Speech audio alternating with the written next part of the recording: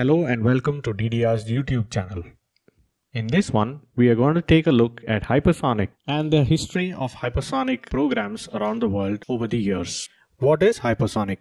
We are familiar with subsonic and supersonic, objects flying slower or faster than the speed of sound. Hypersonic, by general convention, means that an object is flying at greater than 5 times the speed of sound, or Mach 5. So what is the big deal about hypersonics? Why is there so much hype? Hypersonic air-breathing propulsion will let us build entirely new flight vehicles, reusable launch vehicles for efficient space access, which are better than current-day launch vehicles, tactical missiles for when penetration is the key factor or when pure speed is necessary against time-critical targets, high-speed reconnaissance drones for risky missions and rapid response capability, responsive hypersonic aircraft for global payload delivery, like the SR-72 that the USA is currently developing. So are hypersonic speeds entirely new? No. We have vehicles today that can travel at these speeds. Long-range ballistic missiles, certain quick-reaction air defense missiles, and launch vehicles also fly at hypersonic speeds. Now these are usually propelled by rocket motors, which are either solid-fueled rockets or liquid fuel rockets. Both of them carry fuel and oxidizer. Liquid fuel rockets carry fuel and oxidizer separately in separate fuel tanks and then combine them to produce thrust. In solid rocket motors, the fuel and oxidizer are usually mixed into a gel or a rubber type substance and burnt to create thrust. Liquid engines typically operate with toxic hypergolic propellants or cryogenic propellants. Solid rockets, on the other hand, cannot be throttled beyond a certain point or stopped and restarted. Now both of them have to carry their oxidizer with them, while there is plenty of atmospheric oxygen just right for the taking.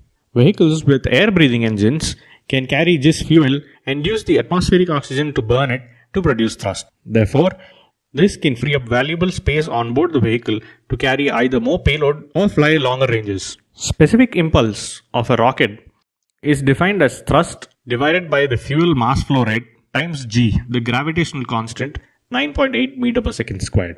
As you can see, rockets have lower specific impulse, whereas various air-breathing engines are better suited for efficient flight at different Mach numbers. How does having a faster missile help though? A faster missile gives the enemy lesser time to detect the incoming missile and therefore react to it. To understand the real potential of such a weapon, one must put weapon capability in the context of an end-to-end system. The OODA loop, observe, orient, decide, act, has multiple steps. For targets, we need to find them, then fix their location, and then target, and then track them, and then engage them. Sensor technology is always on the move, and the observe and orient parts of the loop are being taken care of. It is the action part where the missile comes in. For time-critical targets, where a target can potentially move out of your observation area, hitting it within a specific time is of utmost importance. Now compare a subsonic cruise missile like the Tomahawk or the Nirbhay, which can fly at Mach 0.8. A target at 500 kilometers would take approximately 25.5 minutes to strike. In case of a supersonic missile like the BrahMos, which flies at Mach 3, it would take approximately 8 minutes. A hypersonic missile which can fly at an average speed of Mach 6, it would take just 4 minutes to reach the target. Therefore, compared to a subsonic missile, which would take half an hour to hit the target, a Mach 6 hypersonic missile can hit it in 4 minutes. Not just the time taken to reach the target. As we know, kinetic energy of a body is half m velocity squared. So, the kinetic energy that a missile would possess is proportional to square of the velocity. Therefore, increasing the speed by 6 times would potentially increase the kinetic energy of the same body by 36 times. Such high speeds can provide significant penetration depth and can be used as bunker busters or be utilized to target heavily defended or hardened targets. So let's take a look at this air-breathing propulsion system. We know jet engines use compressor blades to compress incoming air and then burn fuel with them to produce thrust. In case of ramjet propulsion systems, fixed components are used to compress the incoming air by the ram effect. The compressed air rises in temperature and the fuel is then burnt with it to produce thrust by expansion through a nozzle. Because compression of the air is done by the forward motion of the missile itself, it does not possess any moving parts. Therefore, it is simpler in construction, unlike a jet engine, and offers higher Mach number capability. Modern ramjet missiles use an integral rocket ramjet concept for hypersonic missiles and other military-based applications at lower Mach speeds, say below a Mach 8. Hydrocarbons are preferred because of ease of use as well as volumetric and operational constraints. Endothermic hydrocarbon fuels. For higher Mach numbers, hydrogen is preferred as a fuel due to its high energy content and excellent cooling capability. Now, high Mach number air-breathing engines have a very narrow corridor of operation. The upper boundary of this corridor is a region of low combustion efficiency and narrow fuel-to-air ratio which can establish combustion. The lower region is where high skin temperature and pressure loading lead to design and material limits. Scramjet-powered hypersonics have a few drawbacks too. They are restricted to flight in a narrow air-breathing corridor. Hypersonic flight tests conducted so far fall in this region. For missiles, this means that enemy sensors can narrow down their search. Also, high Mach speeds can create enough of an IR signature that these missiles can be picked up by space-based infrared satellites which watch for enemy missile launches. Already, countries like the US have space-based IR systems and also plan to launch multi-layered satellite-based IR detectors to track hypersonic cruise vehicles as well as boost glide vehicles. If detected early, the defender can reorient their defense accordingly. Also, the altitude of 40 kilometers is within the range of many current surface-to-air missiles in service. So, hypersonic scramjet-powered missiles are not some super-duper weapon that definitely cannot be defeated. Some realistic appreciation of the pluses that they give and the give and take that is necessary is therefore important. Let's take a look at current programs around the world. The US Air Force has a large multi-role scramjet vehicle program called Mayhem, which can be used for weapons or ISR applications. It is being headed by AFRL, Armed Forces Research Lab, who want it to have the capacity to carry large payloads over long distances beyond hypersonic thresholds. It should also be able to support 3 government payloads in line with mission-defined requirements. Although the United States had early and intermittent forays into hypersonic weapons, the recent programs have their genesis in the early 2000s as part of the conventional Prompt Global Strike program. The main objectives for this program were to execute the war on terror quickly by reaching time-urgent targets and to penetrate A2AD systems. After noticing the intense activities in Russia and China on hypersonic weapons, the conventional Prompt Global Strike program changed to conventional Prompt Strike and the emphasis changed to short, medium and intermediate range missile systems. The US programs now have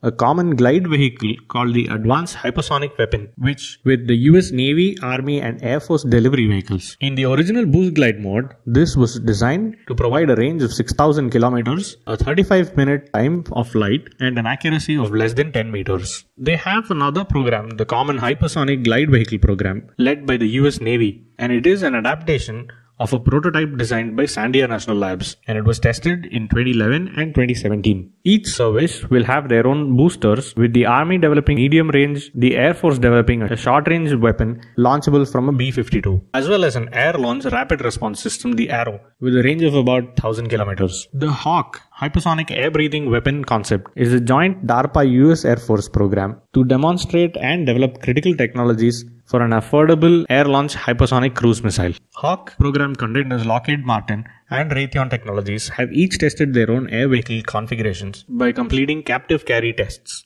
The US Department of Defense and the Australian Department of Defense have announced a bilateral effort to develop an air-breathing hypersonic engine as part of the Southern Cross Integrated Flight Research Experiment (SciFire). The program aims to develop a Mark V class precision strike missile to enter service within the next 5 to 10 years, capable of being carried by an F-18 Super Hornet, PA-18G Growler, and the F-35A Lightning, as well as the PA-Day Poseidon maritime surveillance aircraft. This collaboration comes on the back of successful US and Australian collaborative hypersonic program, the HIFIRE, Hypersonic International Flight Research Experiment Program. In Europe, MBDA is heading the Future Cruise Anti-Ship Weapon Program as a follow-on to the Storm Shadow Scalp air-launched cruise missile currently in operational service with UK and France, as well as Exocet anti-ship missile used by France, and the Harpoon anti-ship missile used by the UK. Development and production phase for this weapon is slated to be around 2024. MBDA's Future Naval Warfare program also has the Perseus concept, which is a tactical weapon system which would be supersonic in a stealthy airframe powered by a ramjet motor built around a highly compact continuous detonation wave engine. The Russians have already fielded a Mark 8 capable cruise missile, the Zircon, capable of hitting targets 450 kilometers away. India tested the HSTDB and is working towards a full-fledged missile to be fielded within 5 years. Now, hypersonic air-breathing propulsion has been researched for a very long time. Technological advancements in several fields have finally got us closer to operational systems. The history of ramjets began in the early 1900s, and actual testing began another 30 years afterwards. The first patent for a subsonic ramjet cycle, an ejector ramjet, was issued to Lake in 1909. Laurent of France published the first paper on subsonic ramjets in 1913. But Maurice in France in 1917 and Mello in France 1920 engineered the ejector ramjet with testing in France during World War I and the US in 1927. Leduc, again in France, ground tested a conical ramjet up to Mach 0.9, and work on a full-scale ramjet powered aircraft had begun by 1938, with component ground test conducted up to Mach 2.35 by 1939. In Germany, Tromsdorf successfully developed artillery shells in 1935 which used multiple shock conical inlet liquid fueled ramjets. These shells accelerated from Mach 2.9 to Mach 4.2 in tests conducted in 1940. So the ramjet propelled artillery shells that you see today aren't exactly new. In Great Britain, Carter patented the first practical ramjet device for enhancing artillery shells in 1926. And the first conical nose liquid fuel ramjet patent was given to Fono in Hungary in 1928. They used convergent divergent inlet diffusers, fuel injectors, flame holders, and a convergent divergent nozzle.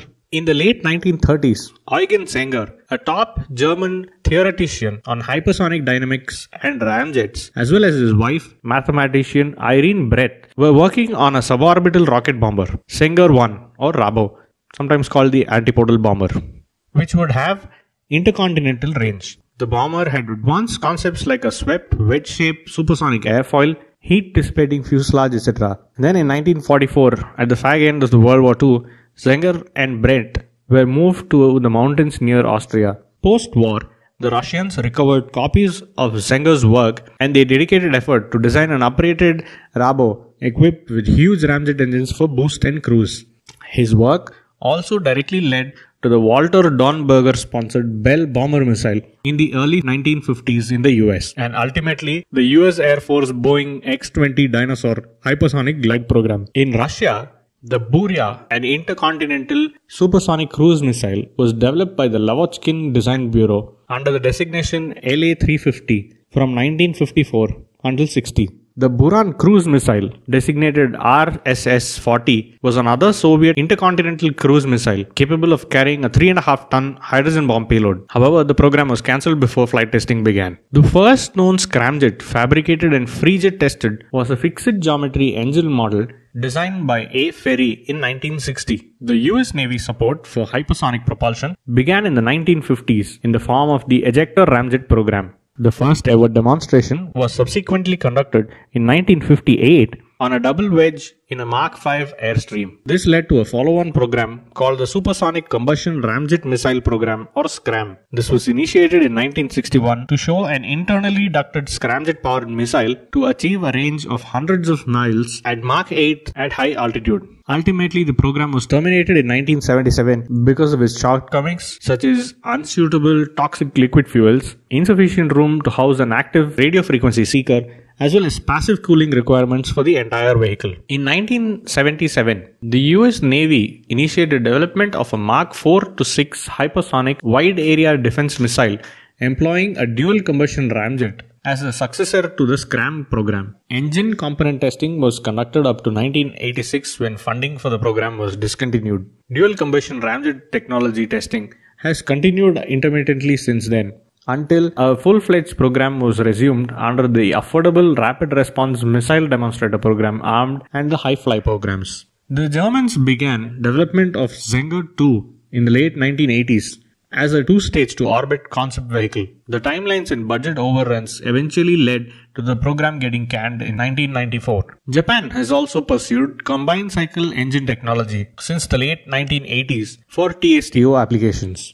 In the early 1980s, the US NASP program was started to develop a single stage to orbit hypersonic combined cycle air breathing engine to propel a research vehicle, the X-30. This program was supposed to reach a Mach 25 speed, which was considered extremely aggressive, given that until then neither flow paths nor full-fledged scramjet engines had been tested beyond Mach 7. However, despite the difficulties, the NASP program resulted in hypervelocity scramjet, propulsion airframe integrated methods, capable structures, high-fidelity databases and design methods, advancement of CFD methods, etc. Comprehensive component and engine flow path module databases for Mach numbers between 3 and 8 were created out of this program. The Russian organization NPO Machino-Stroyenia developed the P-700 anti-ship naval cruise missile. The 10-meter-long missile entered service in 1983 and could carry a 780-kilogram warhead or a 500-kiloton thermonuclear warhead.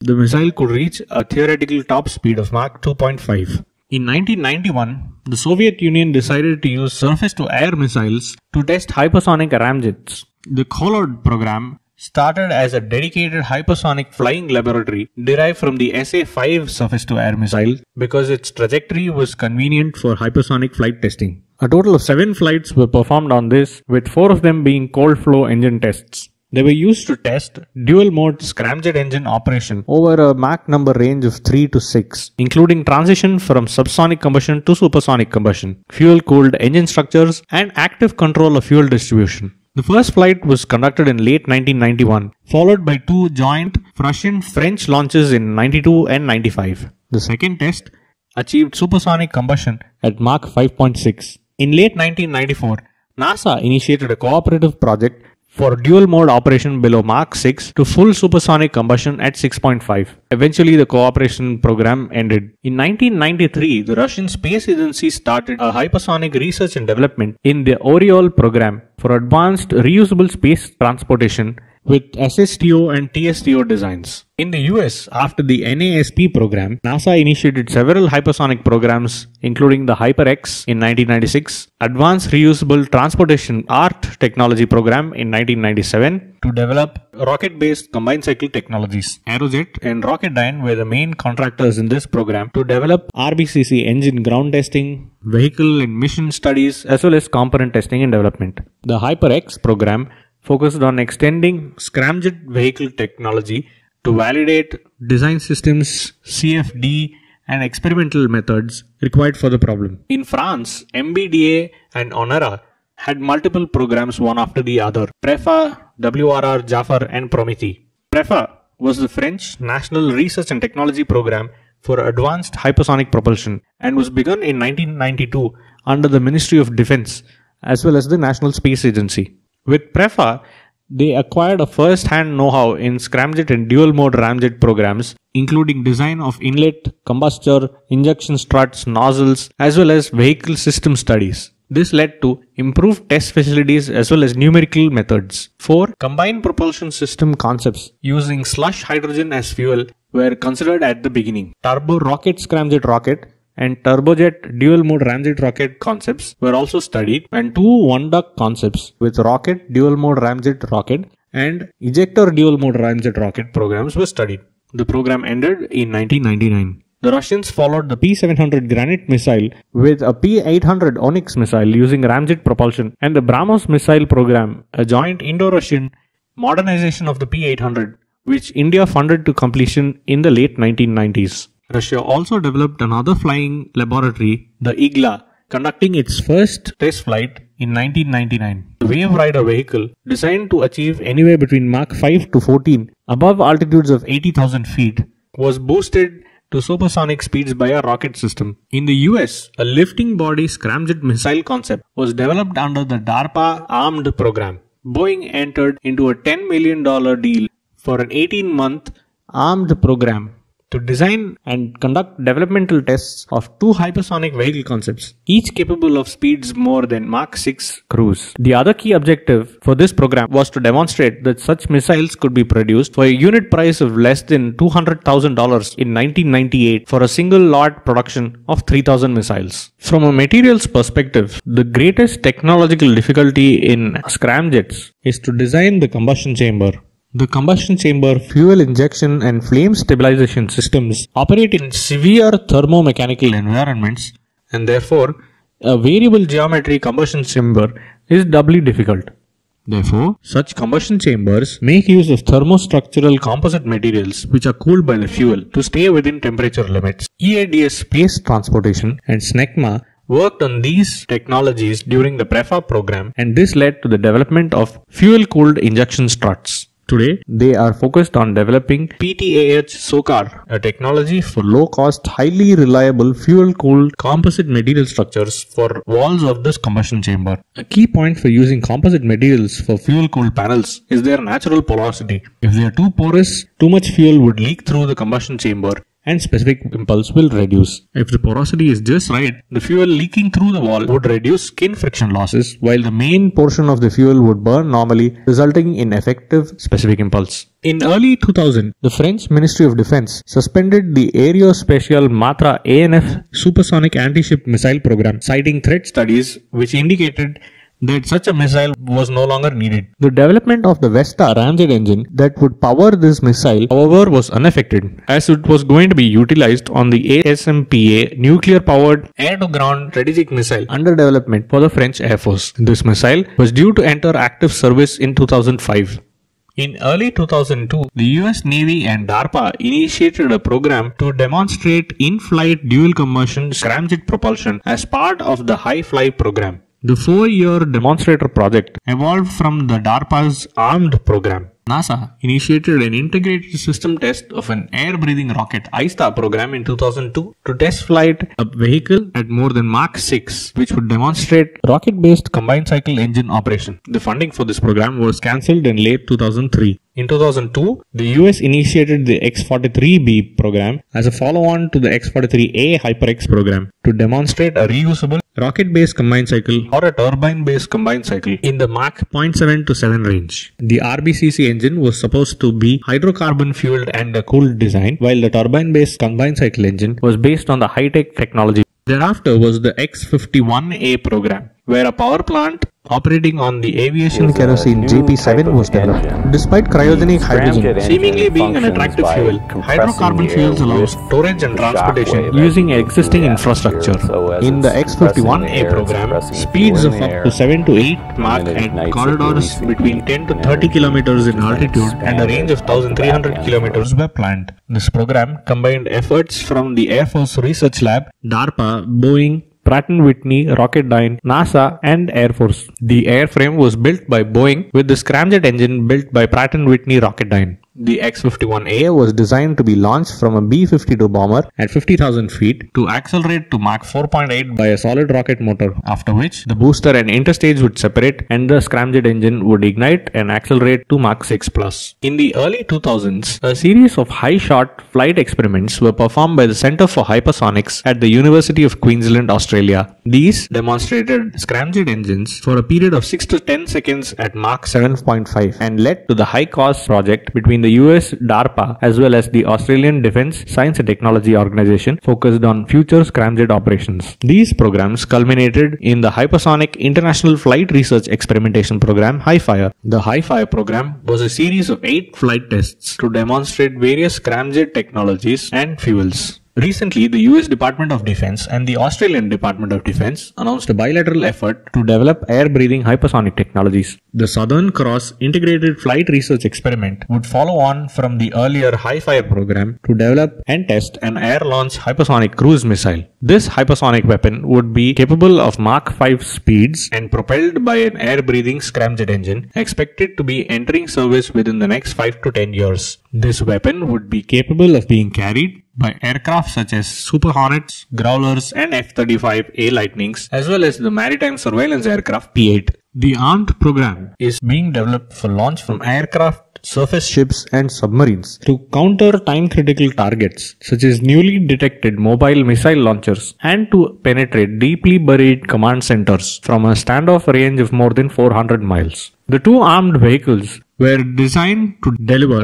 a 250-pound payload within 30 feet of the target using INS GPS guidance that Boeing developed for the JDAM. The armed performance targets were a powered range of 600 nautical miles, a time to target of less than 7 minutes at a range of 400 nautical miles, impact error of less than 35 feet, ground impact velocity of 4000 feet per second, survivability against surface-to-air missile threats in 2005 and beyond, compatibility with Air Force and Navy tactical fighters, internal carriage on strategic bombers and Navy vertical launch systems, minimum payload weight of 250 pounds, and hydrocarbon fuels. One of the vehicles is a long, wide, flat-shaped body which would ride its own shock wave for reduced drag, a wave rider concept propelled by a scramjet engine being developed by Pratt & Whitney for the US Air Force. The other vehicle is more traditional, being cylindrical, and will use a dual combustion ramjet scramjet engine, originally developed by the Johns Hopkins University Applied Physics Lab for the US Navy, but now being adapted for the armed program by Aerojet. The DCR-powered hypersonic missile concept would combine a ramjet and a scramjet using an embedded subsonic dump combustor, preparing hydrocarbon fuel for burning in the supersonic combustor. Within the DoD, several hypersonic programs emerged after the NASP program. The AFRL Hypersonic Technology Program HITECH, DARPA's Armed Program mentioned earlier, the US Navy's Rapid Response Missile Program, and the Army's Scramjet Technology Development Program. In 1996, Pratt & Whitney won a $48 million contract for the HISET program to ground test endothermic hydrocarbon fuel scramjet engine. In 1995, with a contract to Pratt & Whitney for system design and testing of a rocket-based combined cycle scramjet engine to act as an ejector ramjet and then to accelerate to scramjet speeds. The ARM program eventually was cancelled, but the work done was the basis for Boeing and Pratt & Whitney's efforts towards hypersonic cruise missile programs of today. The program made significant advancements in liquid hydrocarbon fuel scramjet engine development, ignition and flame holding methodologies, endothermic fuel technology, high temperature materials, low-cost manufacturing technology for scramjet engines, and heat exchangers. NASA initiated a joint LARC and Dryden Flight Research Center Hypersonic X program, HyperX, in 1996 to advance scramjet and related technologies from lab to flight test environments. This was to be accomplished by using three 12 feet long hydrogen-fueled research vehicles, the X-43, flying anywhere between Mach 7 and 10. Between 1995 and 2000, as mentioned earlier, MBDA of France was in cooperation with the Moscow Aviation Institute to develop and test a wide-range dual-mode ramjet with variable geometry and hydrogen as well as kerosene fuel. It was also in cooperation with the Institute of Theoretical and Applied Mechanics from Novosibirsk to develop variable geometry air inlet to operate over a wide Mach number range. In France, after the Prefab program, MBDA and Onera started the Jafar program from 1997 in cooperation with the German DLR. Jafar, Joint Air Breathing Propulsion for Hypersonic Application Research, aimed at studying hydrogen-fueled dual-mode ramjet to operate between Mach 4 and 8. MBDA was also working with Astrium Space Transportation to develop fuel-cooled composite structures, leading to the development of carbon-carbon hydrogen-cooled injection struts, as well as development of carbon-silicon carbide composite endothermic fuel-cooled structures of a complete combustion chamber. MBDA France also had a participation in the HiShot experiment led by the University of Queensland, Australia. Onera also cooperated with SNECMA to develop composite materials for endothermic fuel-cooled structures in the frame of the A3CP program. After several in-house studies, the French launched the Prométhée program to develop a fully variable geometry, endothermic hydrocarbon fueled dual-mode ramjet technology for military applications. They designed an air-to-surface missile able to fly at up to speeds of Mach 8 and altitudes of 130,000 feet. This led to studies in the difficulties associated with hydrocarbon-fueled dual-mode ramjet and operation of such a propulsion system with operational constraints. In 2003, following this program, France initiated the LEA program to flight test a high-speed dual-mode ramjet-powered vehicle at up to speeds of Mach 8. Please like this video and share it with your friends on various social media. Please hit the subscribe button and the bell icon to to stay updated on Indian defense programs and technologies.